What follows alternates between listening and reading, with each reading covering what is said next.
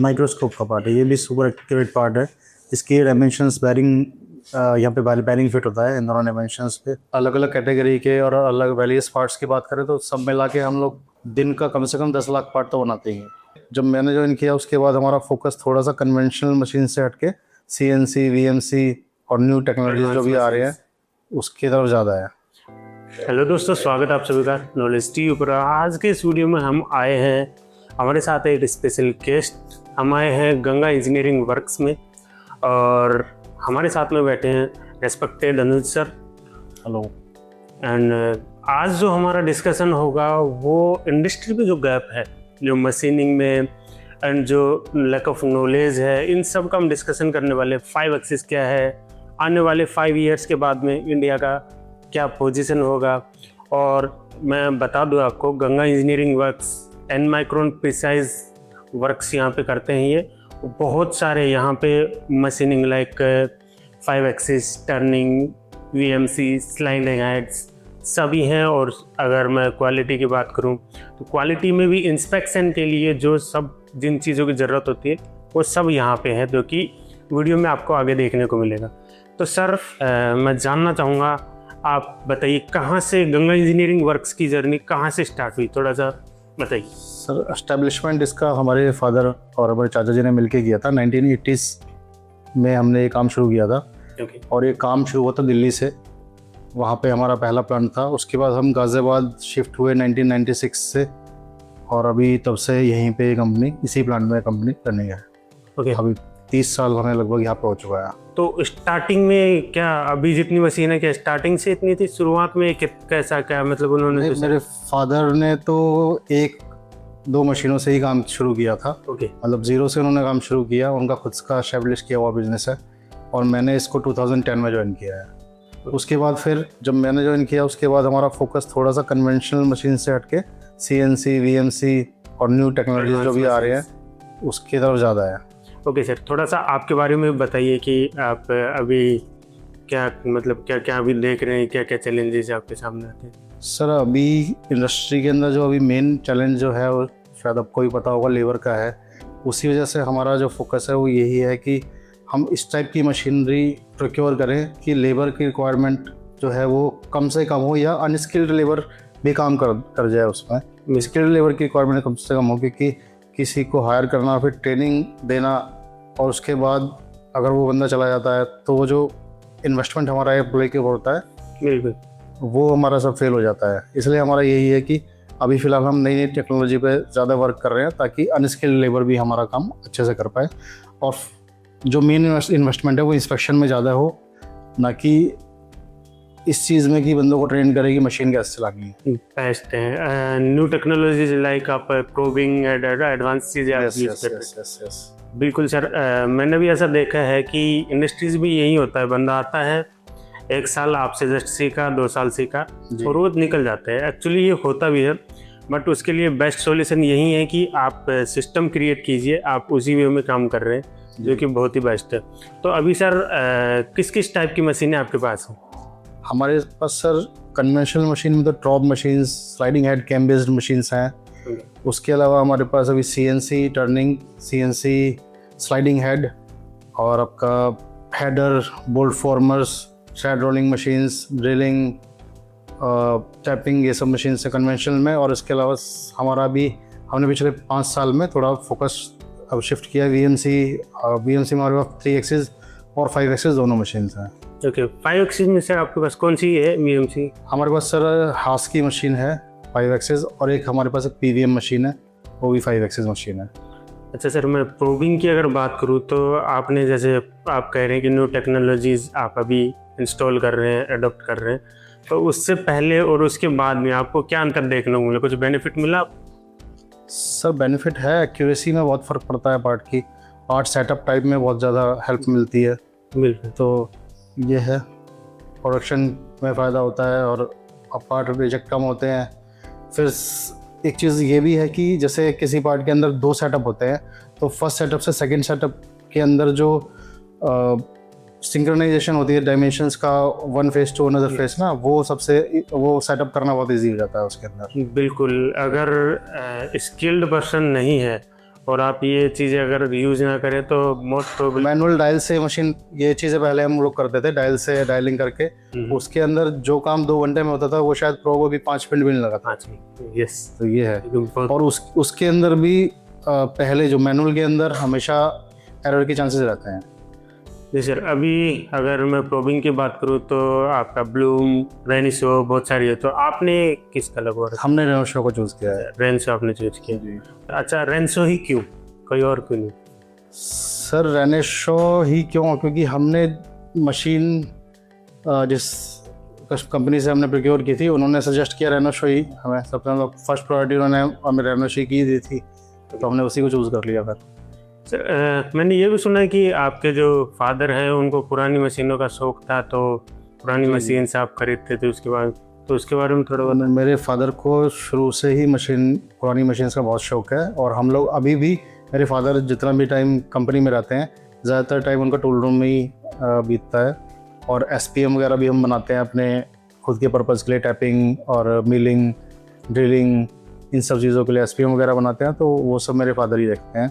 90% अगर वो कंपनी में अगर 10 घंटे हैं तो वो 8 घंटे टूल रूम में ही रहते हैं। ओके, तो आप अपने अकॉर्डिंग SPM मशीन ही बना लेते हैं। जी जी जी। अभी और चैलेंजेस की अगर मैं बात करूँ लेबर के अलावा, बहुत सारे जो स्टार्टअप्स हैं जस्ट स्टार्ट करते हैं, क्योंकि अभी आप उस लेवल पे हैं, बहुत सारे अभी इंडिया में जस्ट स्टार्ट कर रहे हैं, तो उनको आप क्या सजेस्ट करना चाहेंगे कि इनिशियल फेज में क्या करना चाहिए, क्या क्या चैलेंजेस आ सकते हैं?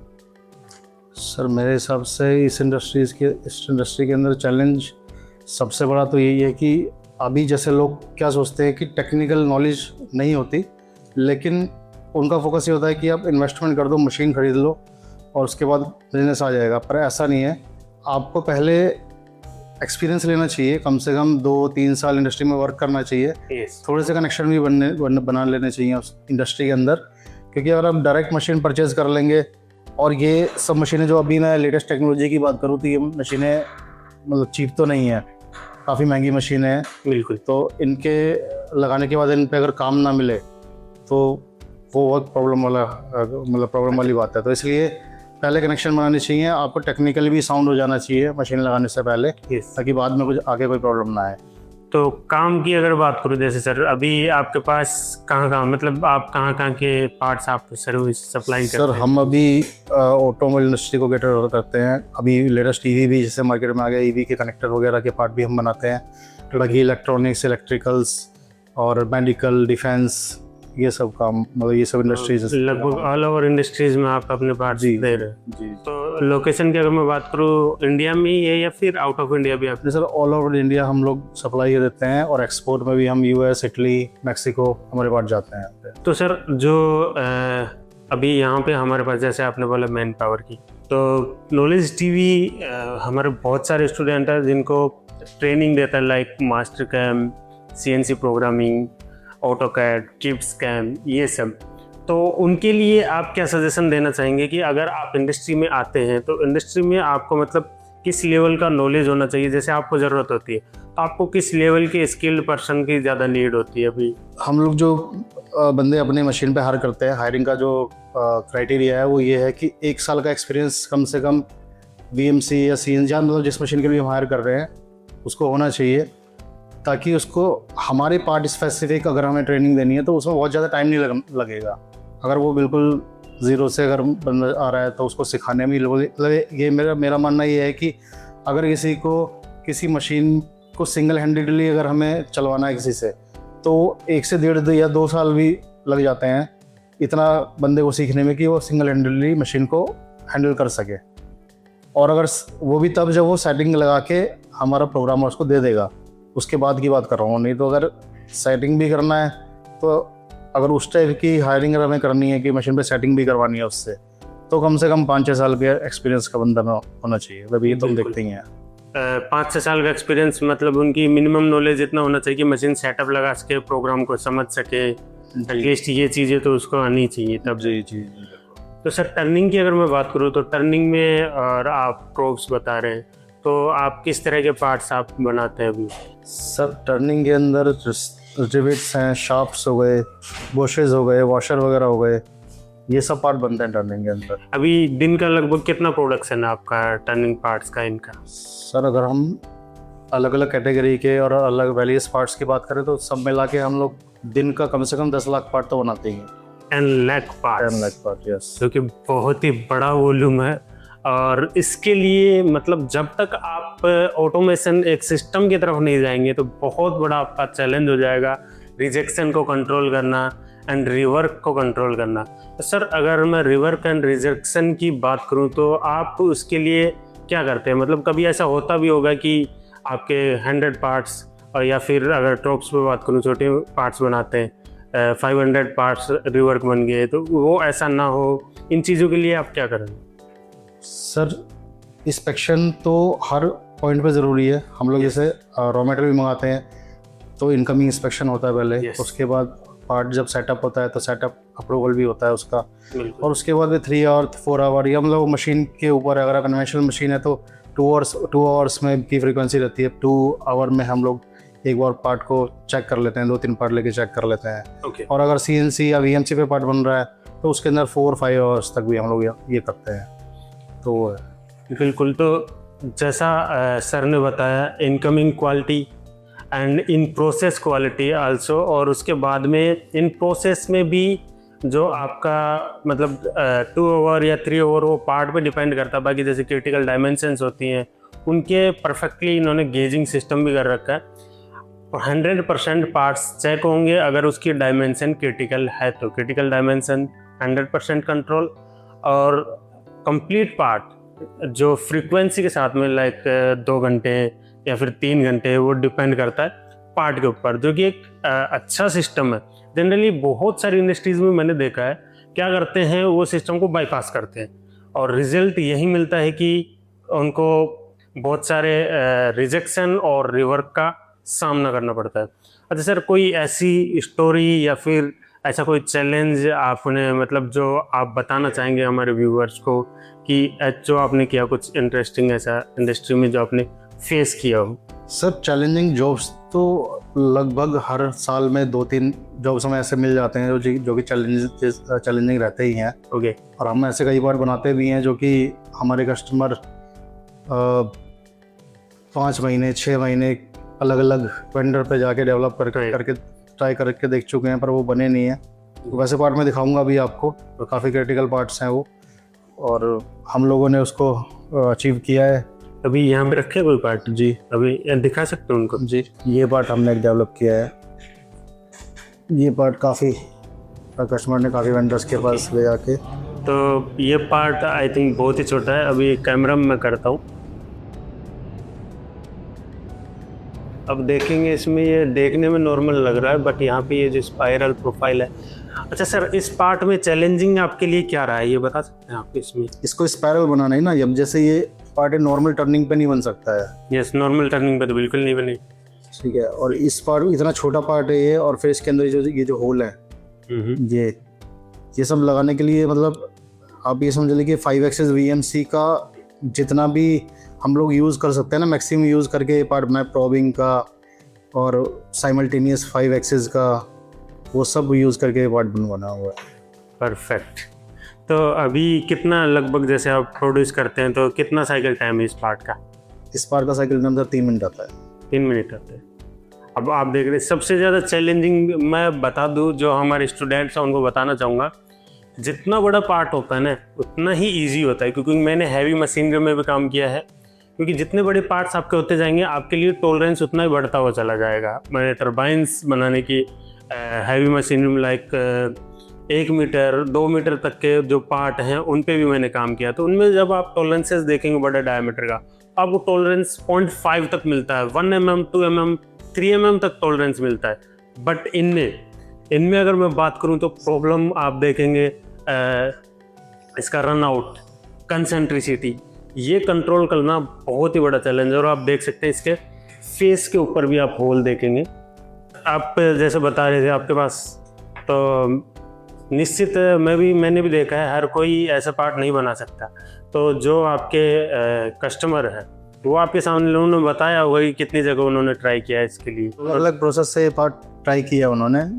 एक सिंचिंग का प्रोसेस होता है जो पाउडर से बनाते हैं, Yes, yes. उससे भी ये पार्ट उन्होंने ट्राई किया। फोर्जिंग से भी ट्राई किया, हालांकि फोर्जिंग से तो बन ही नहीं सकता ये पार्ट, बिल्कुल। लेकिन अल्टीमेटली फिर जाके ये मशीनिंग से ही बना है पार्ट, और ये सैंपल हमने ओके कराए हैं इसके। ऐसे ही 1-2 पार्ट और भी हैं, ऐसे ये पार्ट है। अभी इस पार्ट पे अगर बात करें तो इसमें इसके अंदर थ्रेड की पिचेस बहुत इंपॉर्टेंट, नॉन स्टैंडर्ड थ्रेड है ये कौन सी थ्रेड है सर? ये नॉन स्टैंडर्ड थ्रेड है, ओडी आईडी, और इसकी पिच सिर्फ मतलब कस्टमर ने दी है, लेकिन ओके। ऐसा कोई गेजेस वगैरह नहीं आता है इसका। इस पार्ट में चैलेंजिंग यही है कि जो ये थ्रेड है ये स्टैंडर्ड नहीं है, और नॉन स्टैंडर्ड जो थ्रेड्स हैं या फिर कुछ भी आप चीज़ें कर रहे हैं तो उनके लिए गेजिंग आपको मिलेगी नहीं, या तो आप स्पेशली बनाइए। तो अच्छा सर, जैसा आपने बताया ये नॉन स्टैंडर्ड थ्रेड, अभी आप इसकी क्वालिटी इंस्पेक्शन किससे करते हैं? ये हमारे पास KLS की एक मशीन है IDMS 8000 सीरीज, उससे हम लोग इसकी इंस्पेक्शन करते हैं। आगे मैं आपको दिखाऊंगा उस पर कैसे चेक होता है। परफेक्ट। तो अभी इस पार्ट की अगर साइकिल टाइम की हम बात करें तो कितना आता है सर लगभग? इसका साइकिल टाइम लगभग 1 मिनट 40 सेकेंड्स आता है। 1 मिनट 40 सेकंड में ये कंप्लीट पार्ट अब बन जाता है। तो इस पे मतलब अभी कुछ GD&T के टर्म भी मांगे होंगे, कंसेंट्रिसिटी भी है, और टेपर पे भी लेंथ वगैरह इसकी ड्राइंग में रिक्वायरमेंट है। जैसे इस टेपर पे अगर हम बात करें तो जहाँ से डाया बढ़ता हुआ जा रहा है ना, तो बीच में अगर यहाँ पे कुछ डाया है, उस डाये पे लेंथ कितनी होनी चाहिए, जो कि एक तरह से वर्चुअल डायमेंशन है। उसको हम मैनुअली कभी ना प्रोफाइल प्रोजेक्टर में भी चेक नहीं कर सकते, इसको हम चेक कर सकते हैं। तो इसी मशीन पे जो हमारे पास है इंस्पेक्शन के लिए IDMS 8000 सीरीज, उस पर ईजिली चेक हो जाता है। और उस पर तो सिंगल क्लिक पे चेक होता है। अगर अब 200 डायमेंशंस हम उसमें सिंगल क्लिक पे चेक कर सकते हैं, with in 2 seconds inspection done हो जाता है। 200 डायमेंशन? जी, 2 सेकेंड में 200 डायमेंशन चेक कर देती है। परफेक्ट। एक्चुअली यही सबसे बड़ा चैलेंज है। इंडिया में होता क्या है कि मतलब चाहते हर कोई है कि हम प्रिसाइज वर्क करें और हमारे पास काम आए, बट आपके पास उसके लिए सिस्टम होना चाहिए। जैसे कि सर ने क्रिएट कर रखा है, ये बता रहे कि IDMS 2 सेकंड में 200 डायमेंशंस, जो कि बहुत ही बड़ी बात है। ये माइक्रोस्कोप का पार्ट है, ये भी सुपर एक्यूरेट पार्ट है। इसकी डायमेंशंस बैरिंग, यहाँ पे बैरिंग फिट होता है इन दोनों डायमेंशंस पे।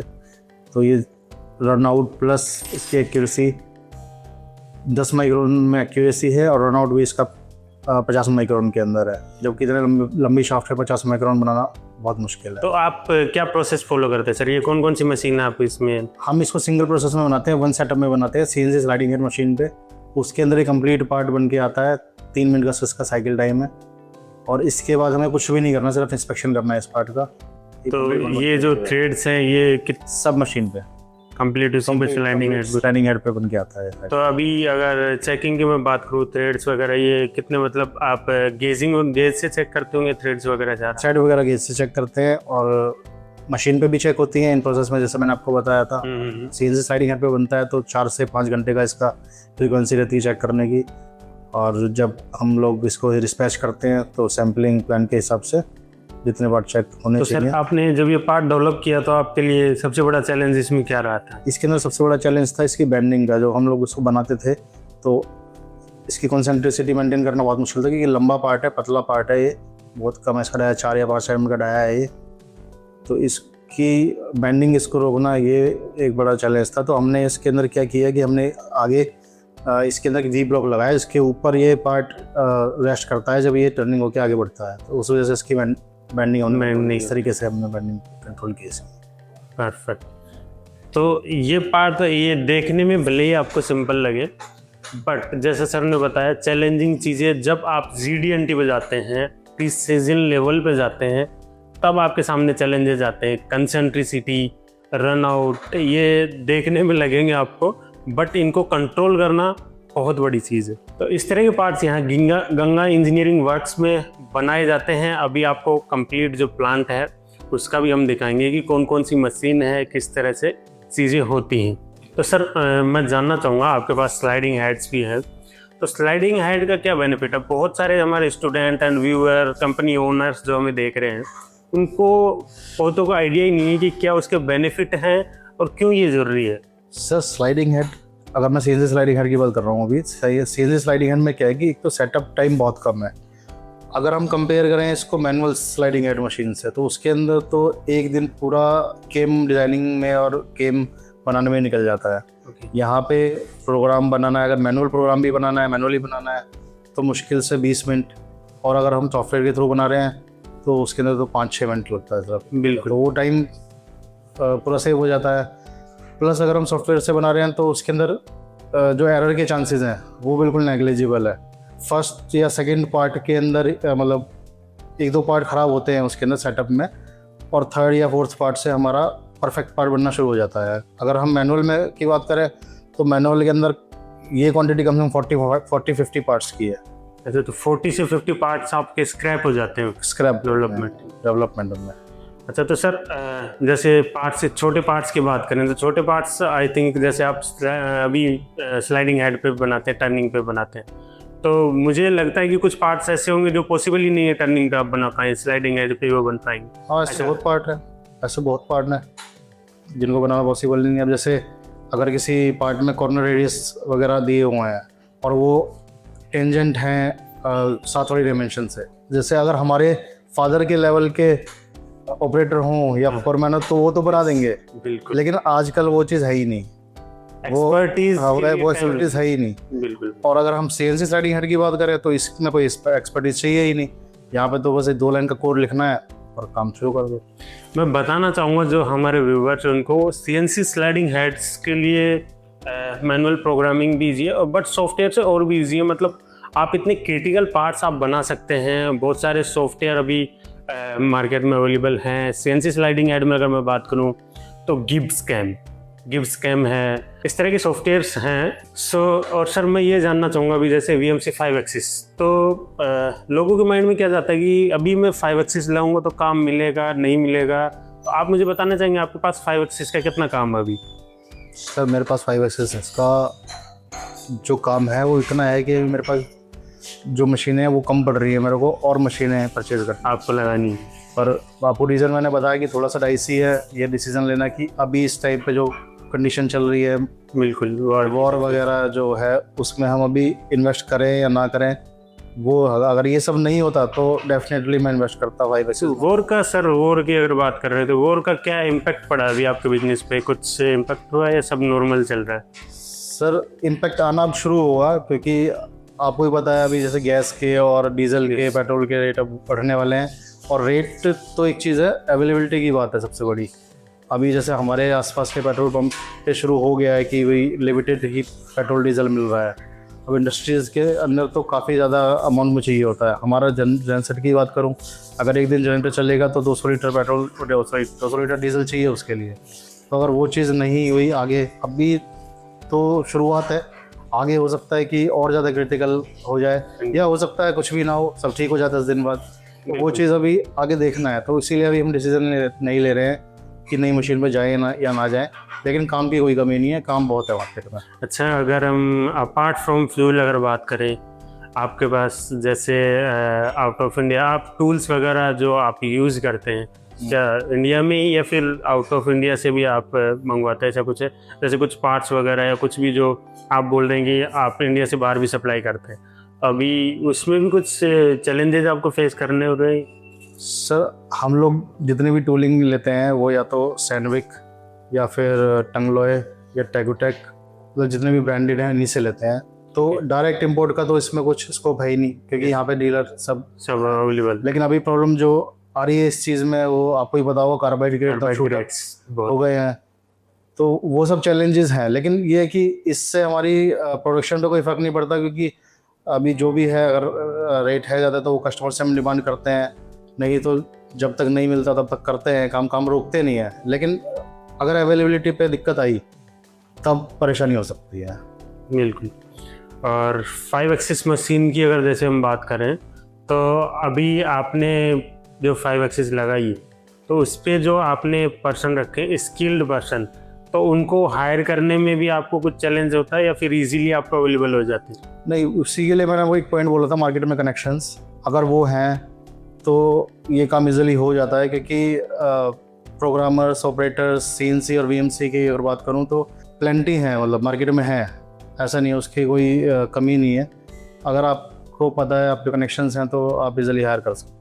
तो अभी आपके पास रिक्वायरमेंट रहती होगी, अभी है वे रिक्वायरमेंट जैसे मेरे पास अभी VNC और CNC के ऑपरेटर्स की रिक्वायरमेंट है। तो जैसे कि सर ने बताया, अभी क्या है कि बहुत सारी कंपनी क्या है वो डायरेक्ट हायर कर लेती है ऑपरेटर्स एंड सेटर या फिर जो भी है वो प्लेसमेंट के थ्रू। एंड सर जैसे बता रहे कि कनेक्शंस, तो कनेक्शन अब वी आर क्रिएटिंग कनेक्शन, मतलब जैसे सर के हमारे साथ कनेक्शन है, अब हमारे से जुड़े हुए हमारे स्टूडेंट्स, फ्रेशर्स, एक्सपीरियंस।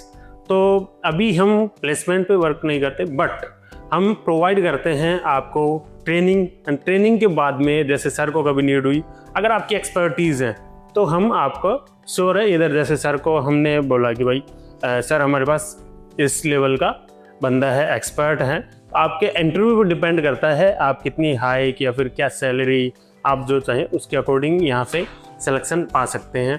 और गंगा इंजीनियरिंग वर्क्स की अगर मैं बात करूँ तो ये है गाजियाबाद में। अभी गंगा इंजीनियरिंग वर्क्स में हमने देखा इतनी सारी मशीन्स, बहुत ही अच्छा सेटअप था सर, आपसे मुझे बहुत ही अच्छा लगा। अगर हमारे व्यूवर्स इस वीडियो को अप्रिशिएट करते हैं, ज़्यादा लाइक्स करते हैं, आपके ज़्यादा से ज़्यादा आप कमेंट करते हैं, तो इस वीडियो पार्ट 2 भी लेके आएंगे। आपको किस तरह की वीडियोस चाहिए वो भी आप में कमेंट करके बता सकते हैं। ठीक है सर, तो थैंक यू।